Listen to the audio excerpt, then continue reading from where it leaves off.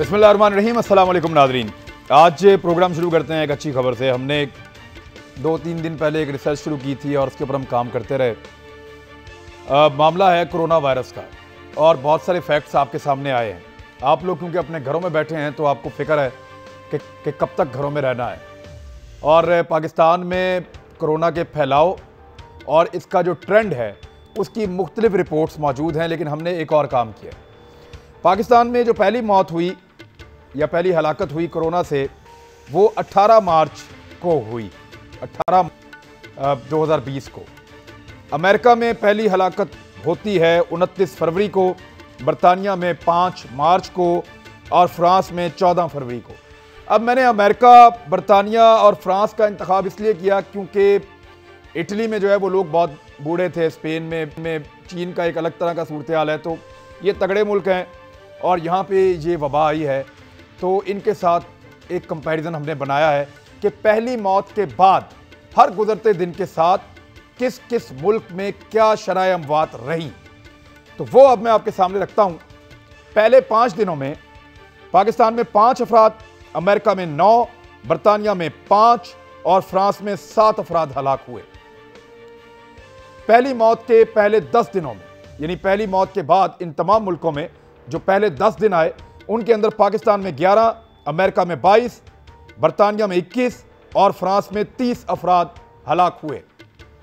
अब आ जाएं पहले 20 दिनों की बात कर लेते हैं। पहली मौत के बाद जो पहले 20 दिन थे इन चारों मुल्कों में, उनमें पाकिस्तान में 53, अमेरिका में 171, बरतानिया में 422 और फ्रांस में 372 अफराद हलाक हुए। यानी पाकिस्तान का जो अमवात की शरह है वो बहुत स्लो रही इन ममालिक की निस्बत पहली मौत के बाद। पहली मौत के 30 दिन के बाद, मेरे पास सारा डे बाय डे डाटा है लेकिन मैं 30 दिन सारा बता नहीं सकता यहाँ पे। तो पहली मौत के 30 दिन के बाद पाकिस्तान में जो हलाकतें थी उनकी तादाद थी 128, अमेरिका में 2754, बरतानिया में 3605, फ्रांस में 2606। 30 दिन के बाद, पहली मौत के 1 महीने बाद, पहली मौत के 40 दिन के बाद, यानी जब पहला शख्स हलाक हुआ कोरोना वायरस में इन चारों मुल्कों में, तो उसके 40 दिन के बाद इन चारों मुल्कों में क्या हुआ। पाकिस्तान में जो हलाक होने वाले अफराद हैं उनकी तादाद है 310। अमेरिका में हलाक होने वाले लोगों की तादाद थी 40 दिन के बाद 15,526। बरतानिया में ये तादाद थी 11,329 और फ्रांस में ये तादाद थी 10,869। तो ये है वो बड़ी खबर कि पाकिस्तान में इसका फैलाव बिल्कुल उन मुल्कों जैसा नहीं है जो बहुत बुरी तरह तबाह हुए हैं। ये डाटा हमने हर तरह से निकाल के चेक किया है। पहली मौत के लिहाज से भी चेक किया है, पहले केस के लिहाज से भी चेक किया है, इसके फैलाव के लिहाज से भी चेक किया है, अमवात की शरह के लिहाज से भी चेक किया है। तो एक ही बात समझ आ रही है, साइंस की कोई बात समझ नहीं आ रही, सिर्फ एक बात समझ आ रही है कि अल्लाह ताला का कोई ख़ास करम है आप सबके ऊपर, पाकिस्तानियों के ऊपर और पाकिस्तान के रहने वालों के ऊपर। तो अल्लाह का शुक्र अदा कीजिए। ये है सिचुएशन कोरोना की जो मैंने आपके सामने रख दी। अब एक और अच्छी खबर भी है, ये है 6 बंदरों पे पिछले महीने तजुर्बा किया गया था मोन्टाना में, वो 6 के 6 सेहतयाब हो गए हैं और अगले महीने 6000 इंसानों को वैक्सीन लगाई जाएगी ऑक्सफोर्ड यूनिवर्सिटी के ताउन से, और फिर उसके बाद सितंबर में ये वैक्सीन मार्केट में आ जाएगी। इसके अब 95% चांसेस हैं। तो अल्लाह ताला का बड़ा करम है, दवाई भी आ रही है, वैक्सीन भी आ रही है और पाकिस्तानी तो वैसे ही महफूज हैं। लेकिन इसका ये मतलब हरगिज़ नहीं है कि आप एहतियात करना छोड़ दें। एहतियात फिर भी करें, अल्लाह करेगा इंशाल्लाह हम इसमें से सबसे पहले निकलेंगे और हमारे लिए नई अपॉर्चुनिटीज़ आएंगी। मैं बाकी जो रेगुलर टॉपिक्स हैं उनकी तरफ आ जाता हूं। सबसे पहले तो नैब का मामला सीरियस है कि नैब का एक नया मुबैना तौर पे एक ऑर्डिनेंस सामने आ रहा है और उस पर एतमाद में लिया जाएगा अपोजिशन को भी। अब ये ऑर्डिनेंस मैं आपके सामने रखता हूं और फिर आप भी सोचें, मैं भी ये सोच रहा था पढ़ने के बाद कि ये हुकूमत ने बनाया या अपोजिशन ने। ऑर्डिनेंस ये कहता है कि वारंट गिरफ्तारी नैब कोर्ट जारी करेगी, चेयरमैन नैब के इख्तियारात ख़त्म, 90 दिन में हिरासत में नहीं रखा जा सकेगा 90 दिन तक, और ये सब जेल में डालने वाला मामला भी बंद। 50 करोड़ से नीचे की करप्शन जो है वही सिर्फ नैब नहीं सुन सकेगा, उससे ऊपर की सुनेगा। 5 साल से पुराने केस अब नैब में नहीं खुल सकेंगे। टैक्स और लेवी के इश्यूज भी इसके दायरे से बाहर हो जाएंगे। अवामी ओहदेदारान के खिलाफ अगर कोई माली शवाहिद मौजूद हैं, जनाब कोई साबित कर देंगे आपके बैंक में पैसे आ गए हैं, बहुत सारे अगवा इकट्ठे हो गए हैं, तो तब ही आप उनके खिलाफ कानूनी कार्रवाई कर सकेंगे, अदरवाइज नहीं कर सकेंगे। जिमनी रेफरेंस, यानी बार बार जिमनी रेफरेंस दायर करते थे, एक में नहीं फंसता था, दूसरा दे दो, दूसरे में तीसरा दे दो, वो अब नैब नहीं कर पाएगा। और सजा हो गई किसी को तो उसके बावजूद उसके पास प्ली बारगेनिंग का एक रास्ता मौजूद होगा। ये मुबैना तौर पे चीज़ें आ रही हैं। गो के शहजाद साहब जो है वज़ीर आज़म के मामले खुसूसी, वो शहजाद अकबर साहब ये कह रहे हैं कि अभी ये हतमी नहीं है, हम अभी इस पर काम कर रहे हैं, लेकिन मीडिया के सोर्सेज हैं, लेट्स सी कि इसमें से क्या बाहर आता है। हमारे साथ फ़ारूक हबीब साहब मौजूद हैं पाकिस्तान तहरीक इंसाफ से, PMLN से अज़मा बुखारी साहब मौजूद हैं, डॉक्टर नफीसा शाह साहिबा पाकिस्तान पीपल्स पार्टी की नुमाइंदगी कर रही हैं। अब सबसे पहले फ़ारूक हबीब साहब, इस सिचुएशन में जब कोरोना का एक पेंडेमिक है पाकिस्तान में और आप नैब के कानून के ऊपर फोकस कर रहे हैं, 18वीं तरमीम पे फोकस कर रहे हैं, क्या इसमें से निकालना क्या चाह रहे हैं और नैब का कानून ही इस वक्त फोकस में क्यों? शुक्रिया इमरान, सबसे पहले तो आपका शुक्रिया कि आपने एक अपनी रिसर्च की, रिसर्च करने के बाद जो है वो फैक्ट्स कौम के सामने रखे कि पाकिस्तान के अंदर जो है वो कोरोना उस तरह नहीं फैला जिस तरह बाकी ममालिक के अंदर फैला। और यकीनन आपने बड़ा आपका एनालिसिस बड़ा लॉजिकल और विद फैक्ट्स आपने जो है वो बात की है। इससे मैं समझता हूँ कि हमारे लोगों के अंदर जो एक खौफ हरास और एक पैनिक की सूरत हाल थी, उसके अंदर जो है वो कमी वाक़या होगी। जो दूसरी तरफ आपने बात की नैब ऑर्डिनेंस के हवाले से, तो उसके हवाले से मैं समझता हूँ कि आज शहजाद अकबर साहब की तरफ से भी स्टेटमेंट आ गई है कि जो ऑर्डिनेंस मीडिया के अंदर डिस्कस हो रहा है किसी ज़राए के हवाले से, उसके अंदर अभी तक कोई सदाकत नहीं है। अभी कोई ऐसा ऑर्डिनेंस जो है वो तैयार नहीं किया गया, लेकिन इसके ऊपर जो है वो काम ज़रूर कर रही है वजारत कानून इसके ऊपर। और यकीनन जो है इसके ऊपर जब इस किस्म का ऑर्डिनेंस आएगा तो उसके ऊपर जो भी पार्लियामान के अंदर नुमाइंदे जमातें मौजूद हैं, चाहे वो हमारी इत्तेहादी जमातें हैं, चाहे अपोजिशन है, उनको इसके अंदर जो है वो ऑन बोर्ड लिया जाएगा। और बहुत सारे जो नैब के कवानीन हैं उसके हवाले से हमेशा बात होती रही है। अगर पीपल्स पार्टी और PMLN ने उसके ऊपर को बेहतरी नहीं की, जहाँ बेहतरी की गुंजाइश है, वो मैं समझता हूँ कि हर वक्त वो गुंजाइश अपनी जगह मौजूद होती है, उसको बेहतर करना चाहिए। लेकिन मैं समझता हूँ कि कोई किसी किस्म का ऐसा कानून नहीं आएगा जिससे मैं समझता हूँ कि जो एहतसाब की असल स्पिरिट है वो खत्म हो जाए। और मैं समझता हूँ कि हमने पहले प्राइम मिनिस्टर ने एक बात की थी कि कंस्ट्रक्शन इंडस्ट्री में लोग पैसा लेकर आए और पैसा लगाएं, उनसे कोई नहीं पूछेगा कि पैसा कहां से लेकर आए। नहीं देखिए, ये वबा जैसे हालात जो हैं, प्राइम मिनिस्टर खुद चाह रहे हैं लोग पैसा बाहर निकालें, तो ऐसा तो नहीं है कि आप नैब को तकरीबन खत्म कर रहे हैं ताकि लोगों का कॉन्फिडेंस आए और वो काम करें लाके? नहीं इमरान, उसके अंदर भी जो कंस्ट्रक्शन पैकेज आया है उसके अंदर बड़ा वाज़ेह लिखा हुआ है कि कोई पब्लिक ऑफिस होल्डर है या किसी के पास जो है वो इल गॉटन मनी है, कोई ऐसे जरायों से उसने पैसा बनाया है जो पाकिस्तान के अंदर नाजायज हैं या कौमी खजाने को नुकसान पहुंचा के पैसा बनाया है, वो उस कंस्ट्रक्शन पैकेज से जो है वो फायदा हासिल नहीं कर सकता। ये उनके लिए नहीं है। हाँ, हमारे मुल्क के अंदर आपको पता है कि डॉक्यूमेंटेड इकोनॉमी नहीं है, लोगों ने पैसा बनाया है, जायज तरीकों से भी बनाया है, लेकिन उसको टैक्स नेट के अंदर नहीं है, टैक्स जमा नहीं करवाते, NTA नंबर उनके पास नहीं है। तो मैं समझता हूँ ऐसा बहुत सारा पैसा हमारी इकोनॉमी के अंदर मौजूद है, अगर उसे हम कंस्ट्रक्शन की सेक्टर की तरफ लेकर आएंगे तो उससे जो अलाइड 40 इंडस्ट्रीज हैं वो चलेंगी, रोजगार मिलेगा और मुल्क की इकोनॉमी भी जो है वो बूस्टअप होगी। आपने 18वीं तरमीम के हवाले से पूछा, मैं आता हूँ, एक मिनट में उस पर आता हूँ, जरा यहाँ रुक जाए। ये मैं मोहतरमा अज़मा बुखारी साहबा, ये जो किया है या करने जा रही है हुकूमत, अगर कोई तब्दीली करेंगे भी तो इससे मिलती जुलती है जो हमारे पास इत्तलात हैं, क्योंकि इससे पहले भी जो हमने खबर दी थी तब भी शहजाद अकबर साहब ने कहा था कि ऐसा कुछ नहीं है, तो उससे मिलता जुलता ही था, 80-90% वही था। अभी भी उम्मीद ये की जा रही है कि 80-90% यही है। तो ये तो वही है जो सारी चीज़ें वही एड्रेस हुई हैं जिन पे आपको शिकायत थी, जिन पे आप लोग एहतजाज करते थे कि ये ज़्यादतियाँ बंद की जाएँ। शुक्रिया इमरान। पहले तो कोरोना के हवाले से जो आपकी रिसर्च है, मैं समझती हूँ कि ये अल्लाह ताला का वाकई करम है कि हमारे तो हुक्मरानों ने 50,000 डेथ्स की भी तैयारी कर ली थी और वो एक्सपेक्ट भी कर रहे थे, लेकिन उसके बावजूद परवरदिगार ने रहम किया। लेकिन अभी जो है वो वक्त नहीं आया कि हम इसके ऊपर कुछ शादियाने बजा सकें। अभी भी कल जो है वो कल से ज़्यादा केसेस आज रिपोर्ट हुए हैं, और पंजाब में तो पिछले आपको मालूम है 4-5 दिन से 1000-1500 केस जो है वो टेस्ट जो है वो कर रहे हैं। इससे ज़्यादा तो वो टेस्ट ही नहीं कर रहे।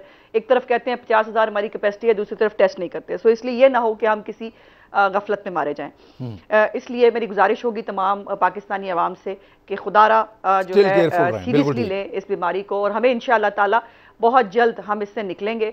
और वो दिन जो है जो पाकिस्तान की खुशहाली के होने चाहिए थे, तरक्की के होने चाहिए थे, खुशियों के दिन होने चाहिए थे। आज रमज़ान में इस तरह से यकीनन ये किसी को अच्छा नहीं लग रहा। मुझे भी बड़ा दिली तकलीफ होती है जब इस तरह से हम रमज़ान के अंदर जो एक गहमा गहमी और वो देखते थे वो नहीं है। तो इंशाअल्लाह ताला अल्लाह ताला ये थोड़े दिन है, अल्लाह ताला इससे हमें ज़रूर बाहर निकालेंगे, और अल्लाह ताला से ही उम्मीद है हमें, बाकी किसी से क्या उम्मीद करनी है। अब आ जाते हैं आपके नैब के सवाल के ऊपर। बड़ा इंटरेस्टिंग चीज़ है कि खुद लीक करते हैं चीज़ों को, और वो इसलिए करते हैं ताकि हम जरा देखें कि मीडिया का परसेप्शन क्या बन रहा है, पब्लिक इसको क्या समझती है, और उसके बाद जो है वो हम आगे चलें। अब ये बड़ी अजीब बात है, हमारे टैक्स मामलात जो हैं वो भी आपने और हमारे आबाओ अजदाद के ज़मानों के खोल के देख लिए। ख्याली तनख्वाह पे वज़ीर आज़म फारिग भी हो गए, और अब जो है अब जब खुद की बारी आने वाली है या आएगी तो अब जो है वो अब मामलात को ठीक कर लें। अब चेयरमैन नैब जो है वो हमें अकूबत खानों में डाले रखा उसने कितने कितने दिन, अब जब इनकी बारी आएगी तो वो जाहिर है वो अब नहीं होना चाहिए। इमरान खान साहब का जो फेक एनओसी पे 300 कनाल का महल है वो दोबारा ना खोला जाए, क्यों ना खोला जाए, वो खोला जाना चाहिए।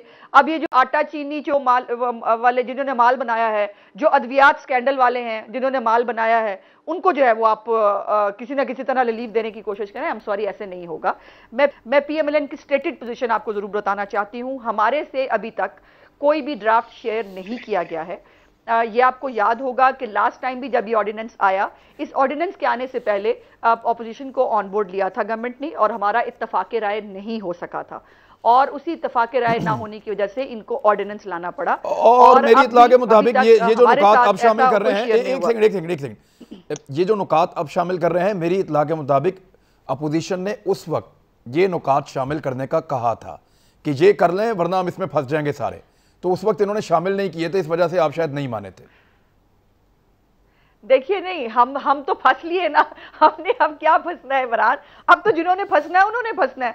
और मैं तो खुद जाती तौर पर समझती हूं कि जिस छड़ी से, जिन पैरामीटर से हमें हांका गया ना, अब इनको भी उसी छलनी से गुजारना चाहिए। इनके भी घर वालों के टैक्स मामलात, इनके भी नाबालिग बच्चे जो हैं उनके उस वक्त कितने उनके दादा ने क्या दिया था, वो सब इनका भी चेक होना चाहिए। ऐसे अब ये तो नहीं होगा कि हमें आपने जिस छलनी से गुजारा इनकी छलनी बदल दें। तो ये, और दूसरी बात जो मैं कहना चाहती हूँ वो ये है कि ये तो फिर एक एडमिशन है ना कि जो हो रहा था वो गलत हो रहा था, जो किया आपने हमारे साथ वो गलत किया। टैक्स मामलात आपका मौक़िफ़, आपका क्या ये मौक़िफ़, आप इस मौक़िफ़ को पॉलिटिकल समझती हैं कि क्योंकि नैब ने पहले ज्यादती की थी लिहाजा अब हम ज्यादती नैब से करवाएंगे?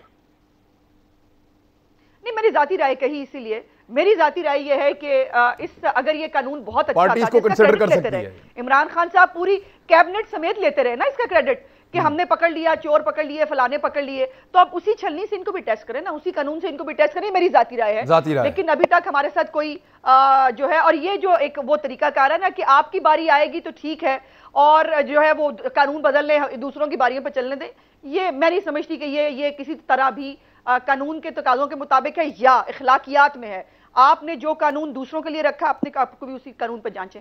ठीक है। मैं डॉक्टर नफीसा शाह साहिबा, नैब से इसी किस्म की शिकायत भी थी। अब हुकूमत ने मुबैना तौर पे जो मेरे पास चीज़ें आई, मैंने 7-8 नुकात आपको पढ़ के बता दिए कि ये इस किस्म का एक प्लान है जो वो करने जा रहे हैं। अगर तो ये चीज़ें हो रही हैं तो आप इनको वेलकम करेंगे? क्योंकि पीएमएलएन को तो ये लगता है, अब ये ज़ाती राय इनकी है, मैं मियाँ साहब को भी कोट कर सकता हूँ कि माजी ने उन्होंने कहा कि हमारे साथ तो बहुत ज़्यादती हुई तो अब क्यों बदलना है। तो ये उज़मा बुखारी साहिबा की भी वही सोच है। तो आपकी पार्टी की सोच क्या है इसमें? पहले तो जो आपने कोरोना पर एनालिसिस किया, मैंने पूरी बात नहीं सुनी, लेकिन मुझे जो तासुर मिला है वो आप ये कह रहे हैं कि सब ठीक है। नहीं, मैं ये कह रहा हूँ फिर भी we have to be careful, हमें ख्याल रखना पड़ेगा। आप यूके से कंपेयर कर रहे हैं, यूएसए, तो मैं ये बिल्कुल कॉशन करूंगी, क्योंकि गुज़िश्ता अगर आपने ट्रेंड देखा है कि जैसे ही लॉकडाउन की नरमी हुई तो डॉक्टर्स की कम्युनिटी से पैनिक की आवाज आई और आपने देखा कि काफी डॉक्टर्स ने इतराज किया कि लॉकडाउन जो है, इशू ये है कि हमने अभी तक पीक नहीं किया। अगर आपने हमारी डेथ रेट देखी हो तो वो 2% है, and 2% is very very high. अगर आप अस्यूम करते हैं कि इन्फेक्शन स्प्रेड होती हैं जो होंगी, अगर आप नरमी करेंगे, आप बिजनेसेस आराम से खोल देंगे जो खुल रहे हैं और खोले जा रहे हैं, तो फिर द केसेस विल स्पाइक। और अगर आपका 2% डेथ रेट जो इस वक्त है वो रहा, it is too high, and उसमें आपको तबाहकारियां होंगी। तो मैं समझती हूँ कि this is not the time to take things lightly जब तक हमारा। और दूसरी बात, जो क्रिमिनल है इस वक्त, पंजाब ने टेस्टिंग करना छोड़ दिया है। कि आपको तो ये सवाल पूछना चाहिए, चले आप लॉकडाउन में अगर नरमी कर रहे हैं तो उसके बरक्स आप टेस्टिंग करके हॉटस्पॉट्स डिटेक्ट करके लोगों को आइसोलेट तो करें। जब आप टेस्टिंग नहीं करेंगे, आपका एनडीए में आपके मिर्जा साहब कह रहे हैं कि हमारे पास दिन की 15,000 कैपेसिटी है, तो आज आपको ये सवाल पूछना चाहिए कि अगर कैपेसिटी 15,000 है, डिमांड भी इतना है, तो 8,000 टेस्ट क्यों हो रहे हैं? सिंध कंसिस्टेंटली अपना टेस्ट जो है, मैं पॉइंट स्कोरिंग नहीं कर रही, लेकिन ये हकीकत है कि गुज़िश्ता एक हफ्ते से सिंध का आप देखें ग्राफ को ऊपर जा रहा है टेस्ट में, और पंजाब का ग्राफ धड़ाधड़ नीचे आ रहा है, और बाकी आईसीटी वगैरह वो भी कोई डूइंग हार्डली एनी टेस्ट। तो जब आपके पास टेस्टिंग का डेटा नहीं होगा तो आप डिजीज के स्प्रेड में कैसे कंट्रोल करेंगे? सो आई फील कि ये it is too premature for you to analyse anything like that. आप काइंडली डॉक्टर्स से सुने, because this is even dangerous, this kind of analysis.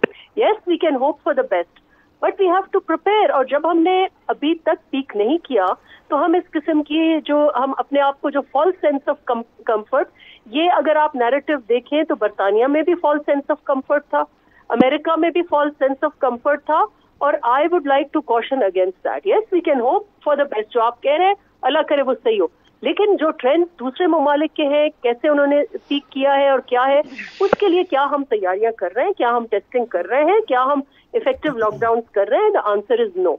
अब नैब पर आ जाते हैं। डॉक्टर साहबा, अगर आपको मैं याद दिला दूं तो बरतानिया में, अमेरिका में, फ्रांस में उन्होंने भी प्रिकॉशंस अपनाए थे। मैं आपको याद दिला दूं तो मैंने सिर्फ इतना कहा कि पहली हलाकत के बाद 10 दिन में पाकिस्तान में क्या हुआ और वहाँ क्या हुआ, पहली हलाकत के बाद 20 दिन में पाकिस्तान में क्या हुआ, वहाँ क्या हुआ, पहली हलाकत के बाद 30 और 40 दिन में यहाँ क्या हुआ और वहाँ क्या हुआ। फिर मैंने कहा कि अल्लाह ने यहाँ करम किया, लेकिन फिर मैंने ये कहा लेकिन इसके बावजूद गवर्नमेंट की इंस्ट्रक्शंस फॉलो करें और अपना ख्याल रखें, क्योंकि अभी हम इससे निकले नहीं। क्या किसी को पता है? सबसे पहले तो आपका हमारा मुश्तरका सवाल होना चाहिए, चले लॉकडाउन में नरमी हम एक्सेप्ट करते हैं कि लॉकडाउन में नरमी आज सिंध ने की है, आज सिंध ने फैसला किया। टेस्टिंग करें। आप ये सवाल पूछें कि खुदारा क्यों नहीं आप 15,000 टेस्ट तो करें दिन के, पता तो चले कि हमारे इर्द गिर्द राइट नाउ हम पूरे अंधेरे में घूम रही है पूरी कौम। हमें पता नहीं है कि ये नुकता आपका ठीक है कि पंजाब में टेस्टों में कमी की जो आप निशानदेही कर रही हैं, ये बात बिल्कुल ठीक है आपकी, और इसका जवाब तो पंजाब को, फरूख हबीब साहब, इसका जवाब तो आपको देना पड़ेगा कि आप टेस्ट कम करके अपनी कार कैसे इंप्रूव कर सकते हैं। अगर उस्मान बुज़दार साहब को ये लगता है कि मैं थोड़े टेस्ट लूँगा तो थोड़े मरीज निकलेंगे तो मैं सिंध से नंबर ले जाऊँगा, तो सर ये तो अच्छी बात नहीं है। एक ब्रेक ले लें, ब्रेक के बाद वापस आते हैं, फिर बात करें।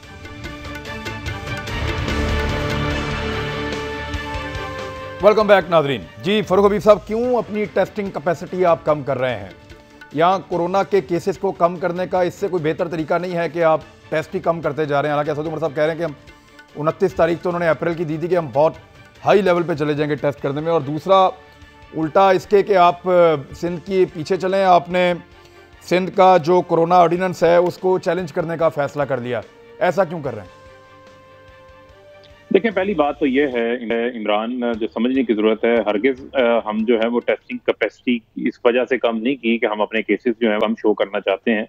मैं समझता हूँ कि जहाँ जो है वो पंजाब के अंदर या दीगर सूबों के अंदर जो है वो टेस्ट करने की BSL-3 लैब्स ही मौजूद नहीं थी, आज पंजाब के अंदर जो है वो 7 लैब्स काम कर रही हैं और डेली की 5,000 टेस्ट करने की कैपेसिटी है। जो पहले मरहले के अंदर काम हो रहा था, वो काम हो रहा था कि आप ज़ायरीन को, तबलीगी जमात के लोगों को, और वो केसेस जो सस्पेक्टेड केसेस आपके पास हॉस्पिटल्स में आते थे, बहुत पुरानी बात हो गई सर। सुन लें ना, वो एक बहुत बड़ा नहीं, ये फरवरी मार्च की बात नहीं, एक बहुत बड़ी तादाद में लोग आपके पास आ रहे थे जिनको आप टेस्ट कर रहे थे। अब हम कर रहे हैं स्मार्ट सैंपलिंग। गुज़िश्ता रोज से जो है वो 11,000 लोगों के ऊपर स्मार्ट सैंपलिंग का जो है वो टेस्ट लेने उनके शुरू कर दिए गए हैं। उन टेस्टों के नतीजे आपके सामने आ जाएंगे, आप देखेंगे उससे जो है वो नंबर्स के अंदर भी इजाफा होगा। और ये मैं फैक्ट बेस्ड बात कर रहा हूँ आपके सामने। जहां तक रही बात सिंध की, तो सिंध ने तो सबसे पहले ये कहते हैं हमने तो लॉकडाउन कर दिया था और बड़ा सख्त लॉकडाउन किया था, वफाक ने तो ऐसा लॉकडाउन नहीं किया। तो फिर भी इस लॉकडाउन के बावजूद वहां पर जो है वो केसेस बड़ी तादाद के अंदर इजाफा हुआ और लोकल ट्रांसमिशन जो है वो सबसे ज्यादा सिंध के अंदर सामने आई है। और जहां पर केसेस की बात है तो पंजाब की आबादी तो 3 गुना ज्यादा है जो है वो सिंध से, लेकिन वहां पर आबादी की रेशो के हिसाब से 8% केसेस हैं, इनकी आबादी के लिहाज से जो है वो 11% केसेस हैं। तो जो लॉकडाउन इन्होंने किया, इनकी इंतजामिया की नाअहली सामने आई है कि ये तो सर आपकी टेस्टिंग जो है वो सिंध से 3 गुना ज्यादा होनी चाहिए। आपकी टेस्टिंग कैपेसिटी भी सिंध से 3 गुना ज्यादा होनी चाहिए। देखें, टेस्टिंग कैपेसिटी में मैंने आपको कहा इजाफा हो गया है। अब आप ये नहीं हो सकता कि आप गली मोहल्लों कोरोना ऑर्डिनेंस से क्या प्रॉब्लम है सर? हो जाए, लोगों के टेस्ट शुरू कर दें। सर देखें, सिंध कोरोना ऑर्डिनेंस में वो फीसों में कमी कर रहे थे, वो मैसेज की मदद कर रहे थे, वो उसके जरिए से उन्होंने गवर्नर तक अप्रूवल के लिए भेजा। उन्होंने मालिक मकान को मना कर रहे थे कि आप किराया नहीं लेंगे, छोटे दुकानदार का किराया माफ करवा रहे थे। जी देखें इमरान, बात यह है कि जहां तक रही बात, आपने कहा कि अगर इस किस्म के इकदाम ले रहे हैं तो ऑलरेडी जो है वो पंजाब हुकूमत ने इसके ऊपर लिए थे। आपको पता है कि उन्होंने जो ऑनर्स हैं प्रॉपर्टीज के, उनको ये बोला कि आप किराएदारों से जो है इस माहौल के दौरान जो है वो किराया ना लें, कोई उनसे जबरदस्ती जो है वो प्रॉपर्टी खाली नहीं करा सकता। 20% स्कूलों की फीसों में कमी की गई। बेशुमार ऐसे इकदाम हैं जो ले चुके हैं। वफाकी हुकूमत इससे पहले इकदाम ले चुकी है लोगों के इसके असरात से बचाने के हवाले से। चाहे वो जो है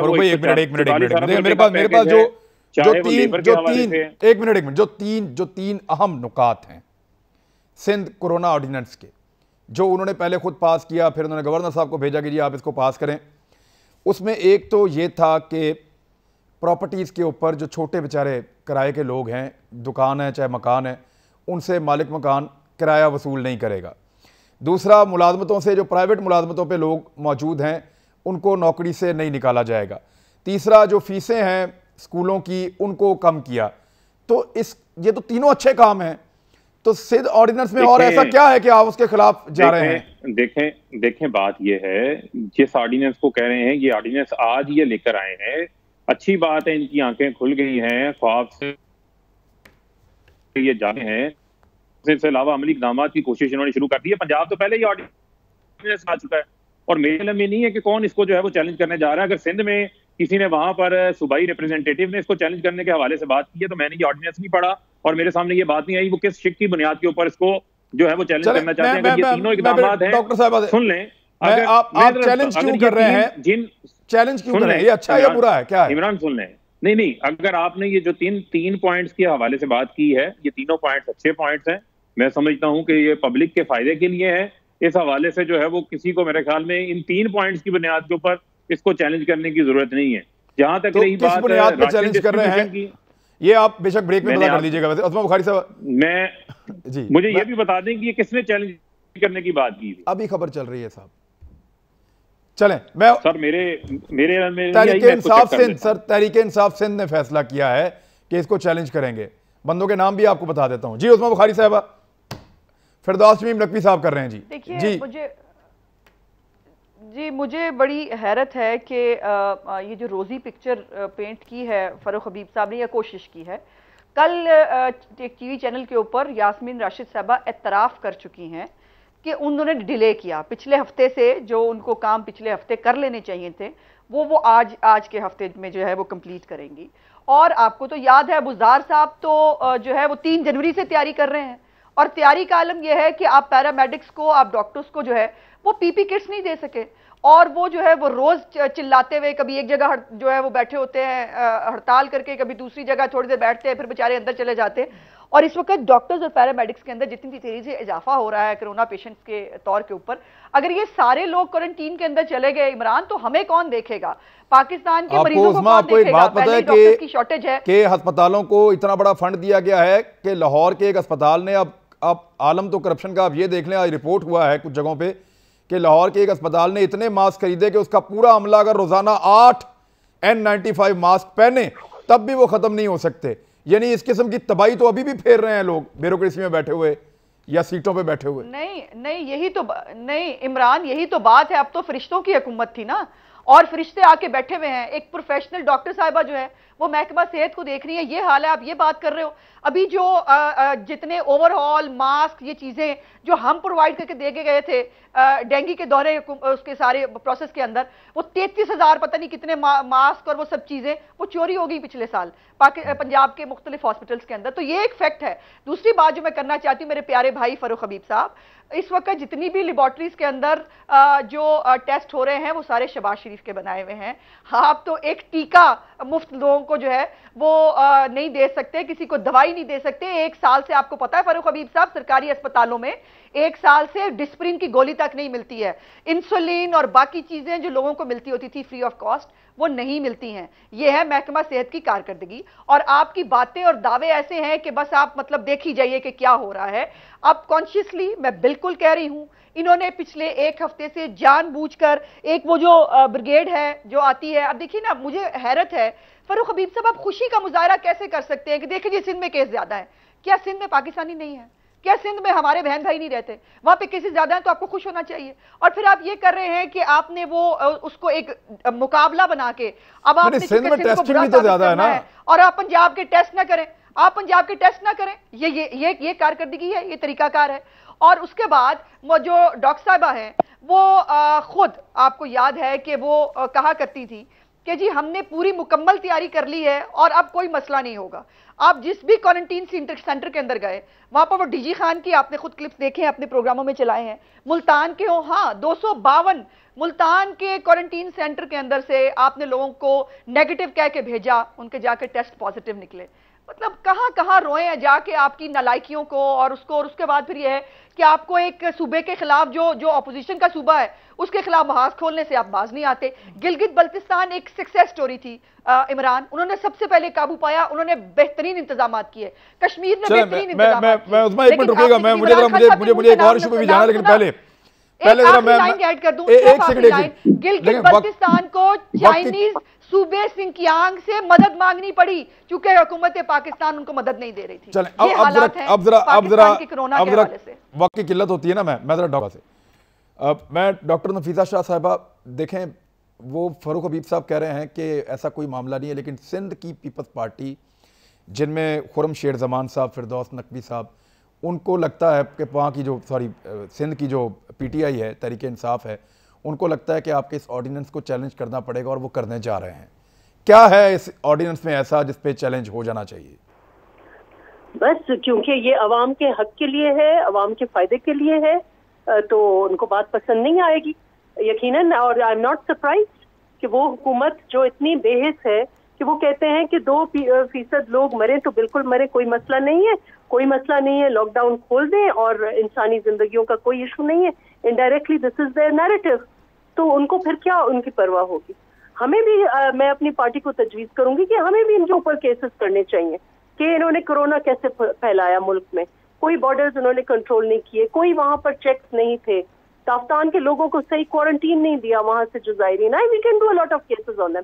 और तो और कोरोना फैला रहे हैं गवर्नर साहब जाकर अपने साथ हुजूम। I mean I wish him wealth, Allah का हेल्थ और वेल्थ दोनों, लेकिन अल्लाह करे वो जल्दी सेहतयाब हो। लेकिन 50-50 गाड़ियां लेकर मटियारी जाकर फिर एक खातून को वो अजीबो गरीब और एक वहाँ सवालात पूछ रहे हैं कि आपने कभी जिंदगी में 12,000 देखे?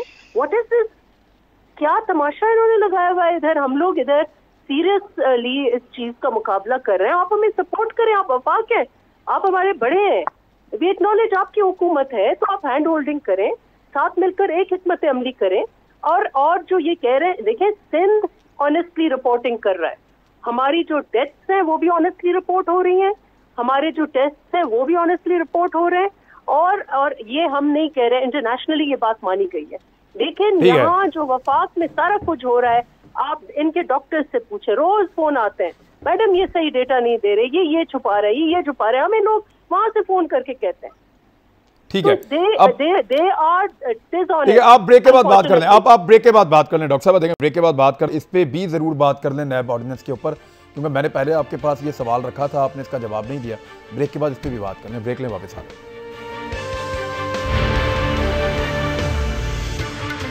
वेलकम बैक नाजरीन। जी डॉक्टर नफीसा शाह साहब, बात आप मुकम्मल कर दें, लेकिन आप मुझे ये भी काइंडली बताएं कि नैब के नए ऑर्डिनेंस पे पीपल्स पार्टी को क्या लगता है कि ये ठीक सिमत में जा रही गवर्नमेंट? अब आपकी तो ये डिमांड थी। मैं अभी नैब के बारे में बात करूंगी। अभी तो ये आपने जैसे कहा कि ऑफिशियली हमें कोई चीज ऑपोजिशन के साथ शेयर नहीं की और मामले इस वक्त पार्लियामेंट में है। अनफॉर्चुनेटली 1-1.5 माह में इन्होंने पार्लियामेंट को, जुडिशरी एक्टिव रही है, एग्जीक्यूटिव एक्टिव रहा है, पार्लियामेंट को उन्होंने लॉकडाउन करके रख दिया है। हालांकि ऑपोजिशन चेयरमैन बिलावल भुट्टो जरदारी ने आज भी कहा, एक हफ्ते पहले भी कहा, उससे भी कहा कि पार्लियामेंट के सेशन जो है वो आप जारी रखें, पार्लियामेंट के कमिटीज जारी रखें। मुझे नहीं पता कि क्यों लॉकडाउन कर दिया था। और ये जो बहस है नैब के हवाले से, वैसे अभी इलेक्शन करवा दें तो सारे पहुंच जाएंगे पब्लिक में भी, जलसों में भी। जी ये लॉ एंड जस्टिस कमेटी है एक, मैं उसकी मेंबर हूँ। उसमें ये जेर बहस था जो ऑर्डिनेंस पहले आया था।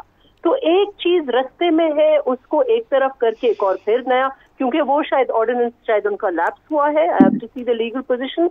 तो ये नया ऑर्डिनेंस लेके आ रहे हैं। लेकिन अगर इसमें जो कुछ आप कह रहे हैं अगर वो दुरुस्त है तो उसमें कई हद तक ऑपोजिशन का जो बयानिया रहा है पिछले 2 साल से, तो वो तो उस बयाने की जीत है। और ये बिल्कुल तो ठीक है, आप अपनी जीत सेलिब्रेट करें। उसके अगर हुकूमत उस तरफ जा रही है तो आप हुकूमत का साथ दें और अपनी जीत सेलिब्रेट करें, एहतसाब होता रहेगा। जी फारूक हबीब साहब, जीत और हार की बात नहीं है। ऑफ कोर्स कलेक्टिव विजडम अगर इसमें आएगी और पार्लियामेंट के थ्रू अगर हम इसको करेंगे। फारूक साहब, अब आपका वो शद और मद नहीं रहा एहतसाब के बारे में, वो सिर्फ नवाज शरीफ साहब के लिए था या जरदारी साहब के लिए था, जो अचीव करना था हो गया एहतसाब से आपको। देखें, पहले इमरान मैं रिस्पॉन्ड करना चाहता हूँ। यहाँ पर अभी बात की थी इन्होंने उस्मा बुखारी साहबा ने, इन्होंने कहा कि जनाब पंजाब में जो है वो एक टीका नहीं मिल रहा, इन हॉस्पिटल्स के अंदर डिस्प्रिन नहीं मिल रही। देखें, आज बात कौन लोग कर रहे हैं? बात वो लोग कर रहे हैं जिनका अपना इलाज जो है वो मुमकिन नहीं है यहाँ पर। और अगर खुदा ना खास्ता शहबाज शरीफ साहब जो है वो वजीर आला होते तो बुज़दार साहब ने तो 22 जिलों के दौरे भी किए हैं, ऑन ग्राउंड उनकी एक्टिविटी भी नजर आ रही है, जो इकदाम नहीं है वो भी लिए हैं।